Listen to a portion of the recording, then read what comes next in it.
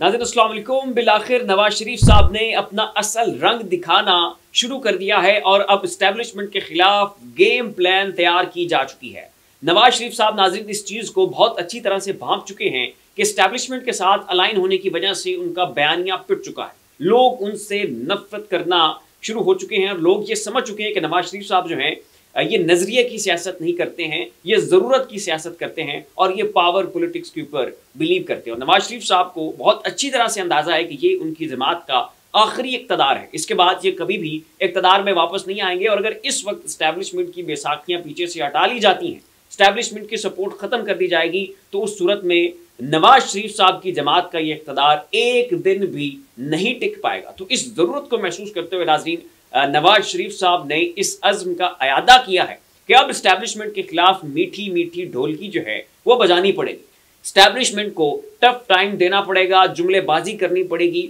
और इस तरह से एक रेजिस्टेंस का बयानिया जो है वो परवान चढ़ाना पड़ेगा, जिससे नून लीग का वो जो वोट को इज्जत दो का बयानिया है उसको तक़वियत मिल सके।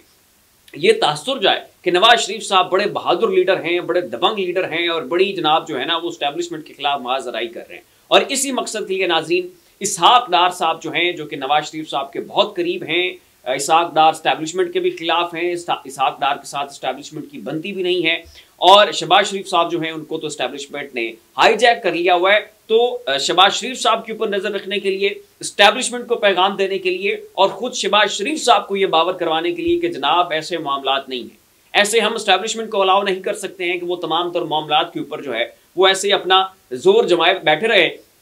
और जो है शहबाज शरीफ साहब भी हाईजैक हुए रहे। तो नाजरीन नवाज शरीफ साहब ने यह फैसला किया कि अब इसहाक डार जो हैं इनको डिप्टी प्राइम मिनिस्टर बनाया जाएगा और ये मैसेज होगा स्टैब्लिशमेंट के लिए, ये मैसेज होगा शहबाज शरीफ के लिए, ये मैसेज होगा इस पूरे निज़ाम के लिए कि नवाज शरीफ को आप चुप नहीं करवा सकते। नवाज शरीफ जो है ना वो आपकी राह में रोड़े अटकाएगा, रखना डालने की कोशिश करेगा। और यहाँ पे नाज़रीन नवाज शरीफ साहब को बहुत ज़्यादा कैलकुलेटेड चलना पड़ेगा, बड़ी एहतियात के साथ मामलात को चलाना पड़ेगा। एक तरफ उन्होंने वोट को इज्जत दो का बयानिया बनाना है, एक तरफ उन्होंने अपने आप को जो है वो माज़-ए-ताउन साबित करना है, अपने आप को नेल्सन मंडेला साबित करना है, अपने आप को रेजिस्टेंस का इस्तियारा साबित करना और ये बताना है कि जनाब मैं बड़ा दबंग और बहादुर लीडर हूँ, मैं नजरिए की सियासत के ऊपर बिलीव करता हूँ।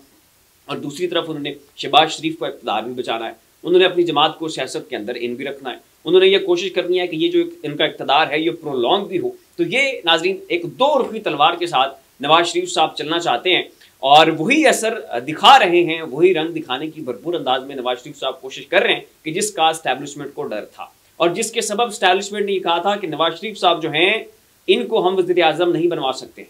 नवाज शरीफ साहब जो हैं ये वापस चौथी मरतबा इस मुल्क के वज़ीर आज़म नहीं बन सकते हैं, क्योंकि ये पहले 3 मरतबा उसी थाली में छेद कर चुके हैं कि जिस थाली में इन्हें खिलाया गया था।